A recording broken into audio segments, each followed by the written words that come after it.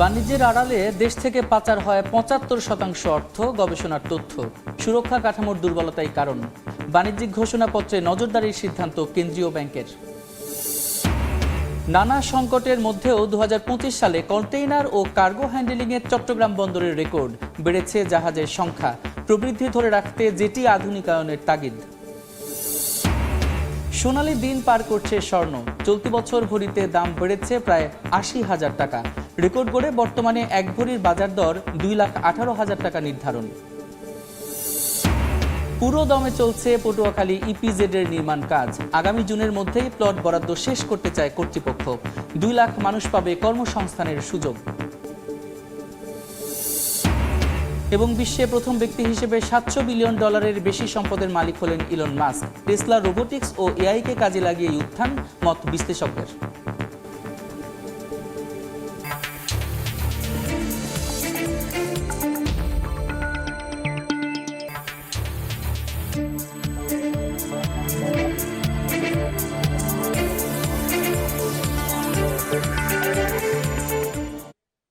দেখছিলেন শিরোনাম। আমন্ত্রণ জানাচ্ছি দেশ ও দেশের বাইরের অর্থ বাণিজ্যের নানা খবর নিয়ে আমাদের নিয়মিত আয়োজন এ সময়ের বাণিজ্যে।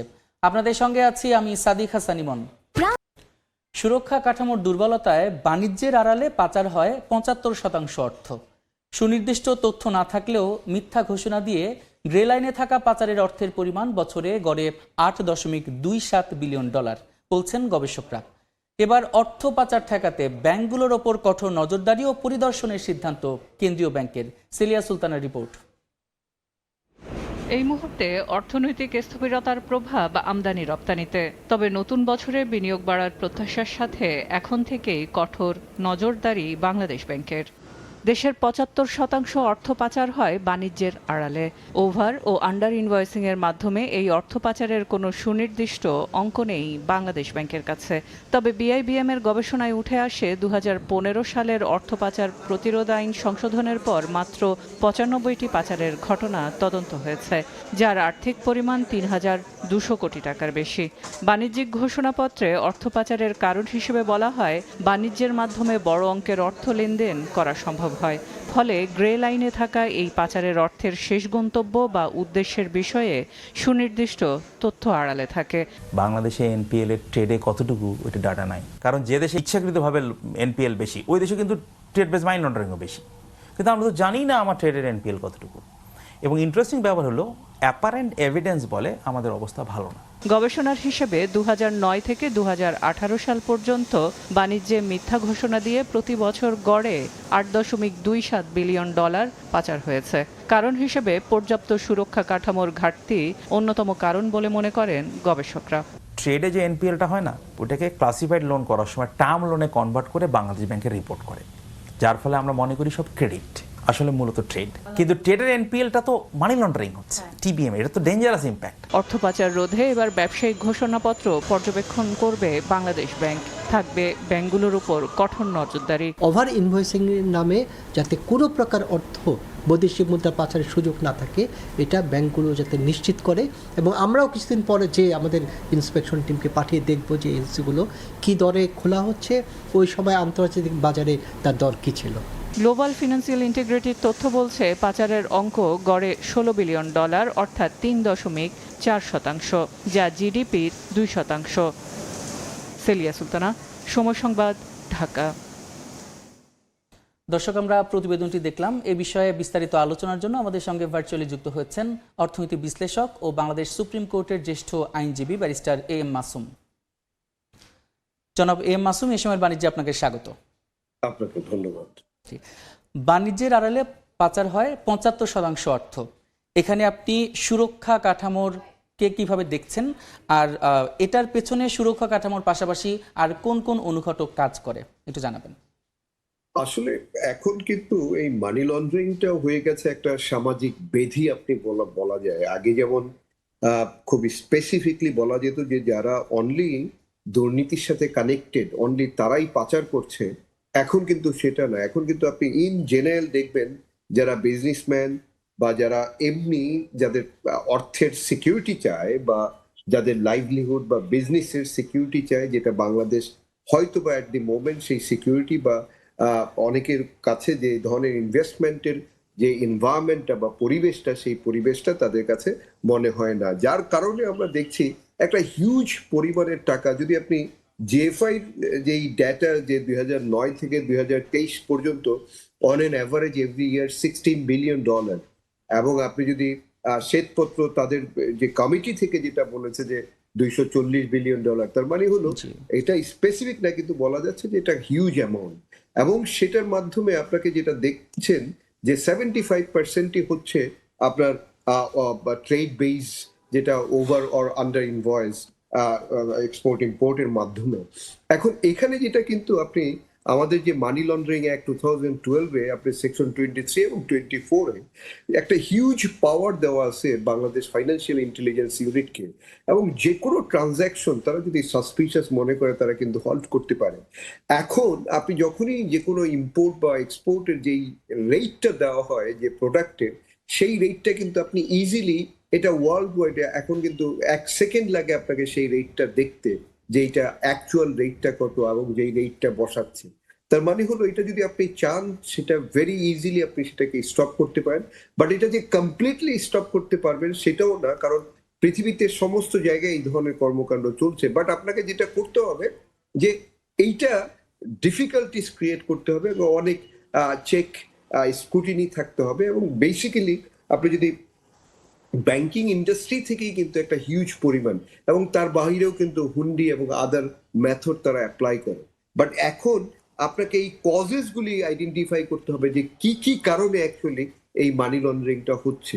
তার মানে হলো যারা বেসিক্যালি দুর্নীতি করে টাকাটা ইনকাম করেছে, করাপশনের মাধ্যমে টাকাটা ইনকাম করেছে, এখানে কিন্তু মেইনলি আপনাকে দেখা যায় কিন্তু পলিটিক্যাল লিডার্স যারা থাকে, অথবা আপনার পলিটিক্যাল অ্যাফিলিয়েশন বিজনেসম্যান, অথবা এখন দেখা যাচ্ছে যে গভর্নমেন্ট অফিসার যারা হাইলি, আপনি জানেন যে তাদের ব্যাপারে এলিগেশন আসছে, এবং এই যে যে কারাপ্ট মানিটা, সেই কারাপ্ট মানিটা তারা এখানে রাখতে পারছে না, সেই জন্যই তাদেরকে ডিফারেন্ট কোনো লোকেশনে পাঠাতে হয়, এবং সেটা কিন্তু খুব পপুলার লোকেশন, যেমন আমরা দেখছি যে দুবাই, নিউ ইয়র্ক, মানে ইউকে বা ইউএসএ, অথবা আপনি সিঙ্গাপুর বা মালয়েশিয়া, এই যে যে কান্ট্রিগুলিতে, এবং সেটার জন্য কিন্তু অলরেডি আমরা দেখেছি যে আমাদের দুদক অথবা সিআইডি বা এনবিআর এর সিআইসি, এরা কিন্তু বিভিন্নভাবে ইনিশিয়েটিভ নিয়েছে, এবং আমরা পানামা পেপার বা প্যারাডাইস নেমগুলি লিক আউট হয়েছে, এবং এটা আপনারা দেখেছেন যে হাইকোর্টও পর্যন্ত এই কিছু নাম সাবমিট করা হয়েছে, এবং সেইটা কি রেগুলার বেসিস আপডেট করার কথা ছিল, কিন্তু সেইভাবে সেটা হচ্ছে না। বাট আপনাকে যেটা মেইন, আমাদের এই সোর্সটাকে যদি বন্ধ করা যায় তাহলে আপনি অনেকটা অংশে কমানো যাবে। আরেকটা হলো যে আপনাকে পরিবেশ করতে হবে, কারণ এখন জেনের লোকজনও টাকা পাচার করছে। তো টাকা পাচারটা মানে কি, যে আপনার প্রতি বছরে আপনার অ্যামাউন্ট থাকে হলো $12,000, আপনি বাহিরে নিয়ে যাওয়া, টুরিস্ট হিসেবে ঘোরা বা যে কোনো খরচ, কিন্তু এই $12,000 বাইরে যেই টাকাটাই যায় সেটাই তো মানি লন্ডারিং হচ্ছে। কিন্তু সেই কনসেপ্টে আপনি যদি ধরেন, তাহলে তো অন এন অ্যাভারেজ এভরিওয়ান যারা এই দেশের বাইরে যায় বা যে কোনো চিকিৎসা বা যে কোনো একটা পারপাসে যায়, সেটা মানি লন্ডারিং। কিন্তু এখানে আপনাকে স্পেসিফিকলি যারা কালো টাকার সাথে ইনভলভ, যাদের করাপশনের সাথে ইনভলভ, যাদের টাকাটা যারা পার্কিং করছে, সেই জায়গাটায় খুব স্ট্রং আপনাকে বাধা ক্রিয়েট করা যায় কিভাবে, সেইটা ব্যারিস্টার মাসুম, এখানে একটি প্রশ্ন আছে। আপনি কিছুক্ষণ আগে বলছিলেন যে মানে পাচার হওয়া অর্থের ব্যাপারে আরেকটু নজরদারি বাড়ানো যেত বলছেন, তো কি জন্য নজরদারি বাড়ানো গেল না? আরেকটা ব্যাপার জানতে চাই যে সামনে ডিজিটালাইজেশনের মাধ্যমে এই যে প্রতিবন্ধকতা আছে, এটা আসলে কতটুকু উচ্চানো যাবে এবং স্বচ্ছতার মাধ্যমে মানে টাকা পাচার রোধ করা যাবে স্বচ্ছতা আনার মাধ্যমে? এখন সবচেয়ে বড় ব্যাপার যেটা হয়েছে, এটা এখন একটা সামাজিক ব্যাধি। আপনি দেখবেন যে এইটা মানে একটা মানুষের একটা টেন্ডেন্সি হিসেবে ক্রিয়েট হয়েছে, এবং এখানে যেটা হয় আমরা দেখি সবসময় একটা পলিটিক্যালাইজ করা হয়। যেমন ধরেন, যেই দল আপনার ক্ষমতায় থাকবে, তার অপোজিশনে যারা থাকবে, তাদের এগেনস্টে সমস্ত এলিগেশন আনা হয়, কিন্তু আবার যারা তখন পাচার করছে অথচ তাদেরই কিন্তু পেছনে আপনি যদি আমাদের এজেন্সিগুলি বলেন, সেই এজেন্সিগুলি সেইভাবে কাজ করতে পারে না। তাহলে আপনাকে এখানে এই সুপ্রিমেসি দিতে হবে এই এজেন্সিগুলিকে, এবং এখানে একটা ইকোসিস্টেম ডেভেলপ করতে হবে, এবং সেটা সম্মিলিত প্রচেষ্টা থাকতে হবে। যেমন আপনার Bangladesh bank, BFA, Bangladesh financial intelligence unit, CID, NBR, Dudok, এই যে একটা কম্বিনেশন যদি এফোর্ড হয় এবং এই এজেন্সিগুলি যদি একসাথে কাজ করে, অনলি দেন এটা কিন্তু সম্ভব হবে বা পসিবল হবে এটাকে স্টপ করা। কারণ আপনি যদি স্টপ করতে না পারেন, যে এখনো কি টাকা পাচার হওয়া বন্ধ হয়েছে? না, এখনো টাকা পাচার হচ্ছে, কিন্তু হয়তোবা সেটার পরিমাণটা একটু কম আগের থেকে। সেটা আপনি রেমিটেন্সের যদি দেখেন তাহলে হয়তো বুঝতে পারবেন। বাট যে পাচার বন্ধ হয়েছে এটা কিন্তু বলা যাবে না, পাচার কিন্তু কন্টিনিউয়াস চলছে। যে এই পাচার বন্ধ করার জন্য কিন্তু কেন্দ্রীয় ব্যাংকের বেশ নজরদারির কথা বলেছেন এবং পরিদর্শনের কথাও বলেছেন। তো আপনি আসলে এই পরিদর্শনটা কিভাবে সফল হতে পারে, আপনি কি বলবেন? এখন এই ধরনের কিন্তু আমরা সবসময় এই ধরনের ইনিশিয়েটিভ দেখি, কিন্তু আমাদের মেইন ইয়েটাই থাকে হলো যে অপোজিশন, মানে যেই দল ক্ষমতায় থাকে তার এগেনস্টে যারা থাকে তাদেরকে। কিন্তু এখন যারা পাওয়ারে আছে তাদের এগেনস্টে তো এলিগেশন হলো যে তারা মানি লন্ডারিং এর সাথে ইনভলভ। তাহলে এইখানে যেটা করতে হবে যে আপনাকে ওই যে আপনি যে কথাটা বললেন যে ডিজিটালাইজেশন, সেই ডিজিটালাইজেশনটাকে স্ট্রং করতে হবে এবং প্রত্যেকটা ব্যাংকের আপনার যে ক্রেডিট কমিটি বা তাদের ওই যে একটা করে প্রত্যেকটা ব্যাংকের যে এই এলসি রিলেটেড যে সেখানে একটা কমিটির মতো করতে হবে, যেটার মাধ্যমে আপনার ইয়েটা ট্রানজ্যাকশনটা হয় এবং কত টাকা যাচ্ছে, কত টাকা আসছে, প্রোডাক্টের দাম কত, এইভাবে যদি স্ক্রুটিনি করে এবং সেইটা যদি রেগুলার বেসিস বাংলাদেশ ব্যাংক তদারকি করে এবং সেইটা যদি নিউট্রাল ওয়েতে তারা করে, অনলি দেন এটা পসিবল হবে অনেকটা অংশে কমানো। আদারওয়াইজ এই যে এজেন্সিগুলিও আপনি দেখবেন যে তারাও বায়াস হয়ে যাচ্ছে, তাদেরকেও এই ইন্ডিপেন্ডেন্স জিনিসটা আনতে হবে এবং যে আসলেই আপনার অপরাধী তাকে আইডেন্টিফাই করতে হবে। এইটা এই না যে অমুক পলিটিক্যাল দল বা অমুক পলিটিক্যাল সাথে অ্যাফিলিয়েশন আছে সেই জন্যই কিন্তু আমরা প্রকৃত যে রেজাল্ট সেই রেজাল্টটা কিন্তু দেখতে পাচ্ছি না। যে আপনার কাছে জানার আছে যে এই যে আমদানি রপ্তানিতে এই যে বিশাল অঙ্কের যে পাচার হচ্ছে, তো আমদানি রপ্তানিতে কিভাবে প্রভাব ফেলছে এবং আমাদের অর্থনীতিতে আসলে কিভাবে প্রভাব ফেলছে?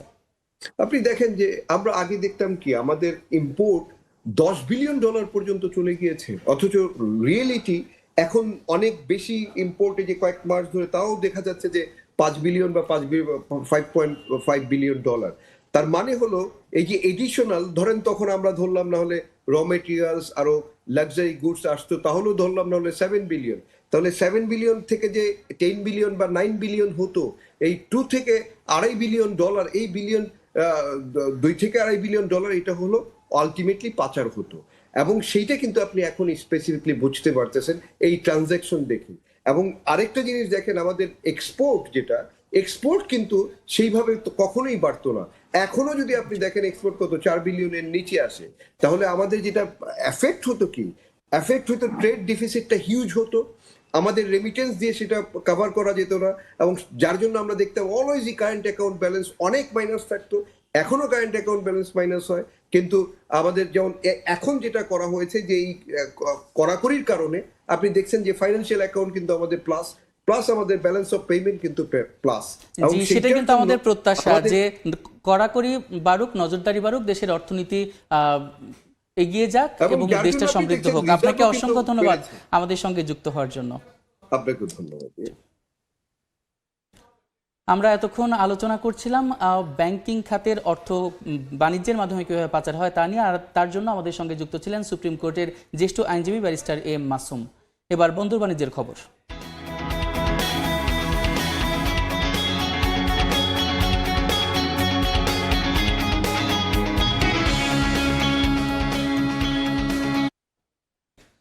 দাবি আদায়ে শুল্ক কর্মকর্তাদের কর্মবিরতির পাশাপাশি পরিবহন ধর্মঘটের মতো নানা সংকটের মাঝেও 2025 সালে কন্টেইনার ও কার্গো হ্যান্ডেলিংয়ে নতুন রেকর্ড গড়েছে চট্টগ্রাম বন্দর।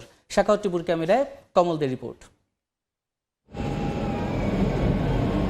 দেশের চলমান রাজনৈতিক পরিস্থিতি আমদানি রপ্তানি বাণিজ্যে তেমন কোনো প্রভাব না ফেললেও বছরের মাঝামাঝিতে শুল্ক কর্মকর্তাদের কর্মবিরতি এবং পরিবহন ধর্মঘট কিছুটা সংকটে ফেলেছিল চট্টগ্রাম বন্দরের কার্যক্রমে। তবে সব জটিলতা কাটিয়ে বন্দর যেমন ছন্দে ফিরেছে, তেমনি চলতি বছরের 20 ডিসেম্বর পর্যন্ত 33 লাখ কন্টেনার, 13 কোটি 39 লাখ মেট্রিক টন কার্গো পণ্য হ্যান্ডেলিং করে আগের সব রেকর্ড ভেঙেছে। একই সঙ্গে জাহাজ এসেছে 4,300-র বেশি। টোটাল ক্যালেন্ডার ইয়ারে আমরা চেষ্টা করেছি আমাদের যে প্রযুক্তিগত যে সমস্ত ব্যারিয়ারগুলো ছিল সেইগুলোকে পাশ কাটিয়ে নতুন নতুন উদ্ভাবনী কার্যক্রম গ্রহণ করা। চট্টগ্রাম বন্দরের মতো বছর শেষ হওয়ার আগেই 21টি বেসরকারি অফডোকো বাল্ক পণ্য এবং কন্টেনার হ্যান্ডেলিংয়ে রেকর্ড সৃষ্টি করেছে। বছর শেষে রপ্তানিতে 6.4 এবং আমদানিতে 14% প্রবৃদ্ধি হতে যাচ্ছে এখানে। পরিবহন ধর্মঘট ছিল চট্টগ্রাম বন্দর এবং বেসরকারি অফডকগুলোতে। এছাড়া কাস্টমস কর্মকর্তাদের কাজ বন্ধের কর্মসূচি ছিল, কিন্তু এসব প্রতিবন্ধকতা পেরিয়েও আমরা দেখেছি যে রপ্তানির ক্ষেত্রে বেসরকারি অফডকগুলো প্রায় 6.4% প্রবৃদ্ধি পেয়েছে। অবশ্য 39 বছর পর 2025 সালে এসে ট্যারিফ বাড়াতে গিয়ে নানামুখী জটিলতায় পড়তে হয়েছিল চট্টগ্রাম বন্দরকে। এক্ষেত্রে চট্টগ্রাম বন্দরকে প্রতিযোগী দেশগুলোর তুলনায় ব্যয়বহুল আখ্যা দিয়ে সেবার মান বাড়াতে তাগিদ দিচ্ছেন ব্যবহারকারীরা। সিঙ্গাপুর ধরেন, মালয়েশিয়া ধরেন, ইন্ডিয়া ধরেন অথবা ভিয়েতনাম ধরেন, উই আর হায়ার। সো আমি অলরেডি আপনাকে যে পয়সা দিচ্ছি, to us it is already high according to the service you are providing. দেশের আমদানি রপ্তানি বাণিজ্যের সত্ত্বে চট্টগ্রাম বন্দরের নৌ চ্যানেলে নিয়মিত ড্রেজিং এবং জেটিতে অত্যাধুনিক যন্ত্রপাতি স্থাপনের কোনো বিকল্প দেখছেন না ব্যবসায়ীরা। বিশেষ করে নাব্য সংকট কাটিয়ে 10 মিটার গভীরতার জাহাজ প্রবেশের যেমন ব্যবস্থা করতে হবে, তেমনি জিসিবির মতো ইয়ার্ডে স্থাপন করতে হবে গ্যান্ট্রি ক্রেন সহ প্রয়োজনীয় যন্ত্রপাতি। নাব্যতার যে সংকটটা, যেটা তারা যে ড্রেজিং প্রক্রিয়াটা, এই প্রক্রিয়াটা যেন তারা কন্টিনিউ রাখে এবং সেক্ষেত্রে বড় জাহাজগুলা যেন আমাদের জেটিতে ঢুকাতে পারে, তাহলে আমার মনে হয় বন্দরের এই সেক্টরটাতে আলটিমেটলি তারা ওভারকাম করে চলে আসবে। দেশের আমদানি রপ্তানি বাণিজ্যের 90% সম্পন্ন হয় চট্টগ্রাম বন্দর দিয়ে। বছরে যার পরিমাণ 2 লাখ কোটি টাকার বেশি। আর লয়েড লিস্টে বিশ্বের ব্যস্ততম 100টি বন্দরের মধ্যে চট্টগ্রাম বন্দরের অবস্থান 68তম। বছরের শেষ সময়ে এসে যেমন দেশের অর্থনীতি গতিশীল রয়েছে, ঠিক তেমনি সচল রয়েছে আমদানি ও রপ্তানি বাণিজ্য। চট্টগ্রামের এসাক ডিপো থেকে কমল দে, সময় সংবাদ। পুঁজিবাজারের খবর। সপ্তাহের দ্বিতীয় কার্যদিবসে সূচকের ঊর্ধ্বমুখী প্রবণতায় চলছে ঢাকা স্টক এক্সচেঞ্জের লেনদেন। সবশেষ অবস্থা জানাতে নিয়ে যাচ্ছি ডিএসই ওয়েবসাইটে। গত কার্যদিবসে কিন্তু 300 কোটির নিচে লেনদেন হয়েছিল এবং প্রধান সূচকের 5 পয়েন্ট কমেছিল। আজকে প্রথম 1.5 ঘন্টায় দেখতে পাচ্ছি 3টি সূচকই কিন্তু ঊর্ধ্বমুখী প্রবণতায় রয়েছে। যদি প্রধান সূচক ডিএসইএক্স এর কথা বলি, সেটি 54 পয়েন্ট বেড়ে এখন অবস্থান করছে 4881 পয়েন্টের বেশি। সরিয়া সূচক ডিএসইএস সেটিও কিন্তু 11 পয়েন্ট বেড়েছে এবং এখন অবস্থান করছে 1010 পয়েন্টে।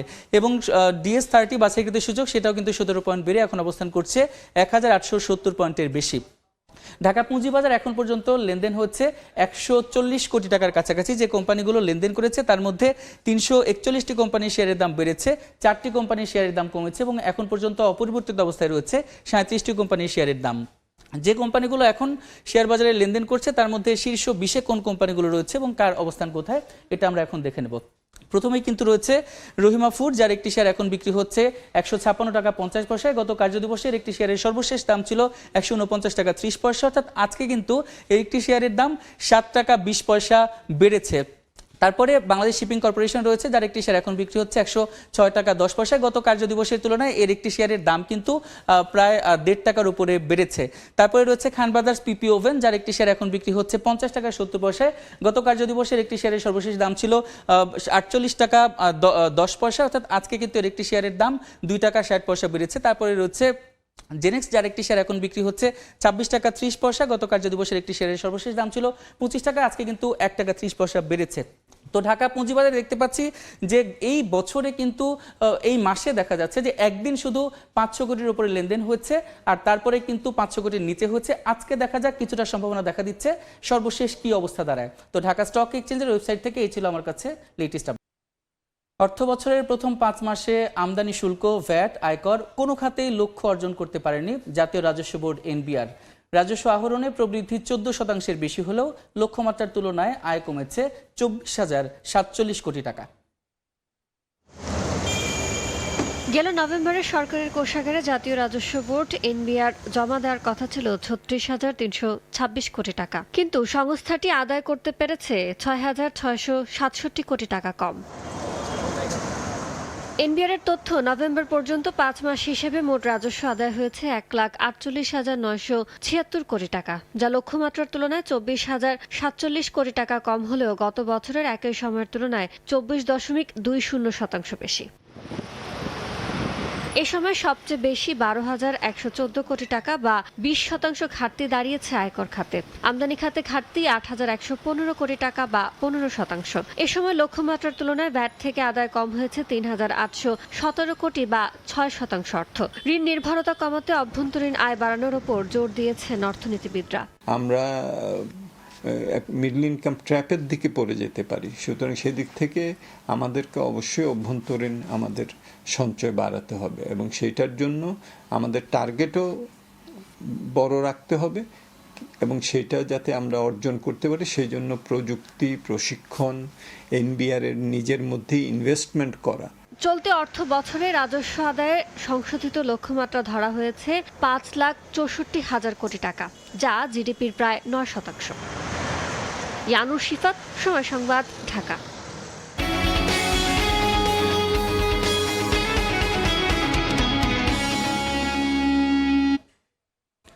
যেন এক সোনালী বছর পার করছে স্বর্ণ। গেল 21 ডিসেম্বর পর্যন্ত চলতি বছর এক ভরি মূল্যবান এই ধাতুর দাম বেড়েছে 79,829 টাকা। বর্তমানে এক ভরির দাম 2,18,177 টাকা নির্ধারণ করেছে বাজুস, যা দেশের ইতিহাসে সর্বোচ্চ।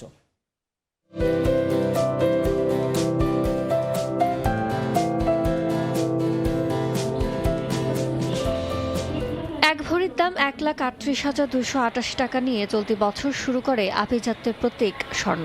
এরপর 15 জানুয়ারি থেকে 17 ফেব্রুয়ারি পর্যন্ত টানা 7 বার বেড়ে প্রথমবারের মতো এক ভরি স্বর্ণের দাম পার হয় 1.5 লাখ টাকার গণ্ডি, হয় 1,51,282 টাকা।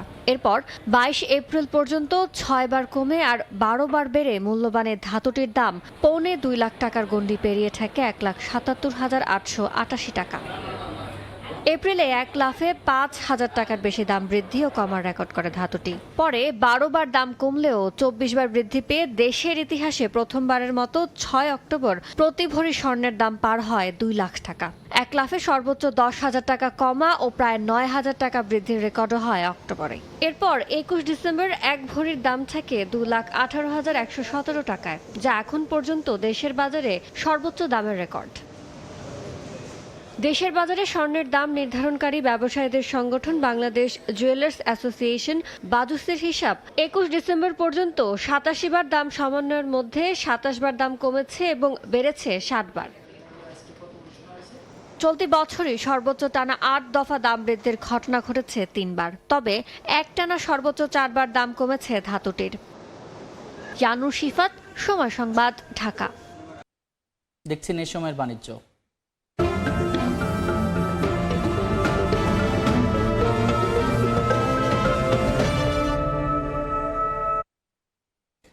আগামী বছর জুনের মধ্যেই পটুয়াখালী ইপিজেডের প্লট বরাদ্দের কাজ শেষ করতে চায় কর্তৃপক্ষ। পুরোদমে চলছে রাস্তা, ড্রেন, আবাসিক ও প্রশাসনিক ভবন এবং বৈদ্যুতিক স্টেশন নির্মাণের কাজ। প্রকল্প ঘিরে দিন বদলের স্বপ্ন দেখছেন বাসিন্দারা। সুজন দামের ছবি ও মোহাম্মদ মুনির হোসেন বাদলের তথ্য নিয়ে রিপোর্ট। দ্রুত এগিয়ে চলছে পটুয়াখালীর সদর উপজেলার আউলিয়াপুরের পচাকোড়ালিয়ায় স্বপ্নের প্রকল্প ইপিজেডের কাজ। এরই মধ্যে শেষ হয়েছে বালু ভরাটের কাজ। পুরোদমে চলছে রাস্তা, ড্রেন, আবাসিক ও প্রশাসনিক ভবন, হেলিপ্যাড, বৈদ্যুতিক স্টেশন নির্মাণের কাজ। এছাড়া জমিদাতা 154 পরিবারের জন্য নির্মাণ করা হচ্ছে আবাসন, যেখানে থাকবে পুকুর, মসজিদ সহ নানা আধুনিক সুবিধা। আমাদের এখানে 95% বালি ভরাটের কাজ শেষ হয়ে গেছে। এখন আমাদের লেভেলিং চলতেছে, এটা বুঝাই দিতে আমাদের আর 2 মাস সময় লাগবে। রিহেবিলিটেশনের কাজের 90% কাজ শেষ হয়ে গেছে। 7টা কালভারের কাজ অনেকটা শেষ, মানে চলমান আছে এবং এর মসজিদের কাজ 100% শেষ। প্রাইমারি স্কুলের কাজও তা 60% প্লাস হয়ে গেছে। প্রকল্প সম্পন্ন হলে ইপিজেডটিতে প্রত্যক্ষ ও পরোক্ষভাবে কর্মসংস্থান হবে প্রায় 2 লাখ মানুষের। তাই প্রকল্প ঘিরে চাকুরি, বাসা ভাড়া ও ব্যবসা বাণিজ্য সহ অর্থনীতিতে ঘুরে দাঁড়ানোর স্বপ্ন দেখছেন স্থানীয়রা। জমি আমরা দিছি, আমাদের আবাসন করে দিতে আছে, মডেল মসজিদ হয়েছে এবং আমাদের কর্মসংস্থানের ব্যবস্থা হইতেছে। কাঙ্ক্ষিত শিক্ষা অর্জনের মাধ্যমে আমরা এখানে প্রতিফলিত হতে পারবো। দূর দূরান্ত থেকে মানুষ আসবে, কাজ করবে, এই জায়গায় একটা কর্মসংস্থান, এই কর্মসংস্থানে কাজ করলে সবাই উপকৃত হবে। আমরা আগে ঢাকা কাজ করতাম, এখন দেশে কাজ পাইছি। 2026 সালের শুরুতে বিনিয়োগকারীদের জন্য প্লট বরাদ্দ শুরুর আশা প্রকল্প পরিচালকের। জানান, পর্যায়ক্রমে দেশি বিদেশি বিনিয়োগকারী উদ্যোক্তাদের মাঝে দেয়া হবে প্লট বরাদ্দ। এই জায়গার মাটি ভরাট অলরেডি সমাপ্ত হয়ে গেছে, আর এইখানে এখন লেভেল ড্রেসিংয়ের কাজ চলমান আছে। আগামী 1-1.5 মাসের মধ্যে পুরো লেভেল ড্রেসিংয়ের কাজ সমাপ্ত হয়ে যাবে। বেশিরভাগই কাজই প্রায় 70 থেকে 80% দিকে। তা আশা করি এই কাজগুলো দ্রুত সমাপ্ত হবে। জেলার সদর উপজেলায় নির্মিতব্য 410 একরের পটুয়াখালী ইপিজেডে প্লট থাকবে 306টি। 1443 কোটি টাকা নির্মাণ ব্যয়ের 1105 কোটি টাকা সরকারি তহবিল ও 338 কোটি টাকা অর্থায়ন করছে বাংলাদেশ রপ্তানি প্রক্রিয়াকরণ অঞ্চল কর্তৃপক্ষ বেবজা। সময় সংবাদ, পটুয়াখালী। দেখছেন এই সময়ের বাণিজ্য। দেশের বাণিজ্যিক ব্যাংকগুলোর স্ট্যান্ডার্ড অ্যাকাউন্টের বকেয়া ঋণের জন্য 1% এবং স্পেশাল মেনশন অ্যাকাউন্টের 5% হারে প্রভিশন বজায় রাখার নির্দেশনা দিয়েছে বাংলাদেশ ব্যাংক। রোববার নতুন এক সার্কুলারের মাধ্যমে এই নির্দেশনা দিয়েছে কেন্দ্রীয় ব্যাংক। এতে বলা হয়, বাণিজ্যিক ব্যাংকগুলোর স্ট্যান্ডার্ড অ্যাকাউন্টের এবং স্পেশাল মেনশন অ্যাকাউন্টের বিপরীতে এই প্রভিশন বজায় রাখার পাশাপাশি সিএমএসএমই খাতের অধীনে স্বল্পমেয়াদী কৃষি ঋণ এবং কুটির, মাইক্রো ও ক্ষুদ্র ঋণ বিতরণে ব্যাংকগুলোর অংশগ্রহণকে উৎসাহিত করা হয়েছে। এজন্য সিএমএসএমই খাতের অধীনে সকল অশ্রেণীবদ্ধ স্বল্পমেয়াদী কৃষি ঋণ, কুটির, মাইক্রো এবং ক্ষুদ্র ঋণের বিপরীতে 0.5% হারে প্রভিশন বজায় রাখার সিদ্ধান্ত নিয়েছে বাংলাদেশ ব্যাংক।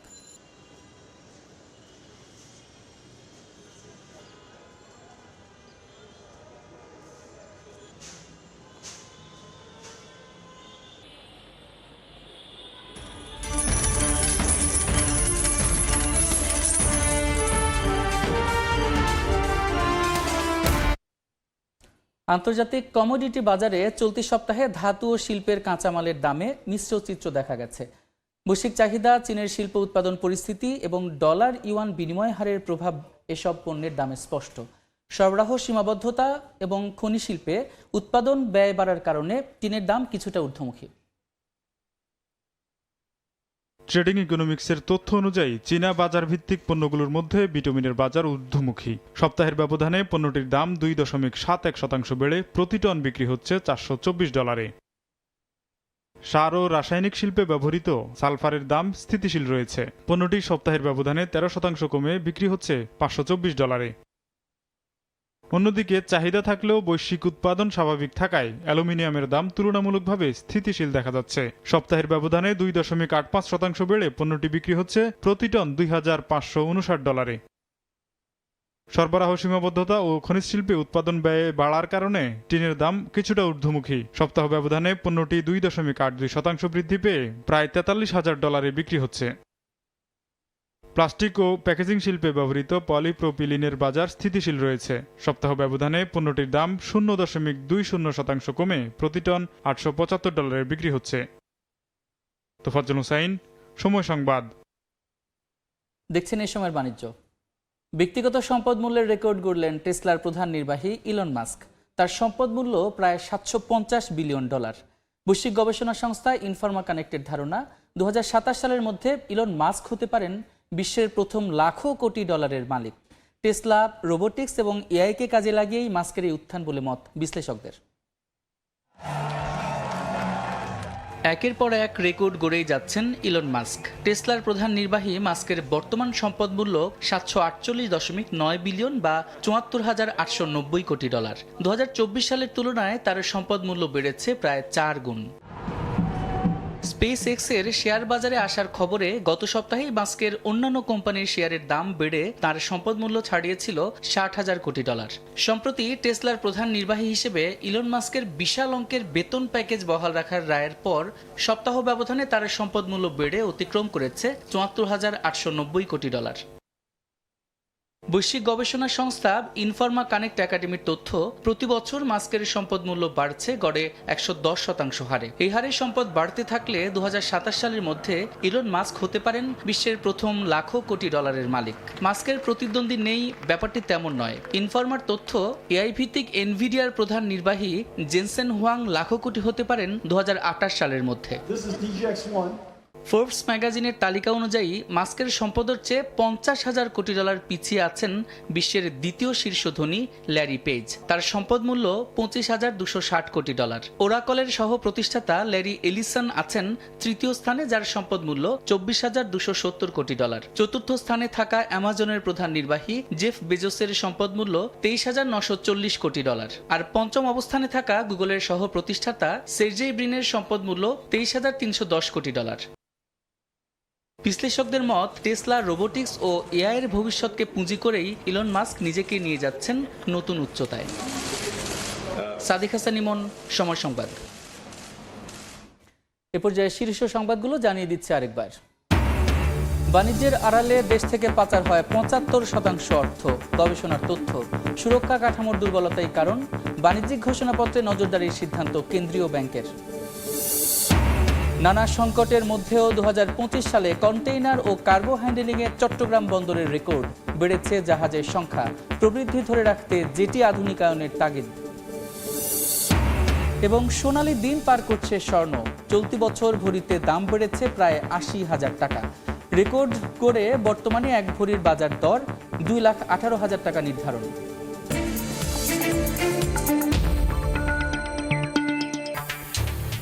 এই ছিল এই সময়ের বাণিজ্যে। দুপুর 12টার সময় সংবাদের সঙ্গে থাকবেন রোজা চৌধুরী। ধন্যবাদ সাদিক। দুপুর 12টার সময় সংবাদ নিয়ে আসছি কিছুক্ষণ পর, সঙ্গে থাকুন সময়ের।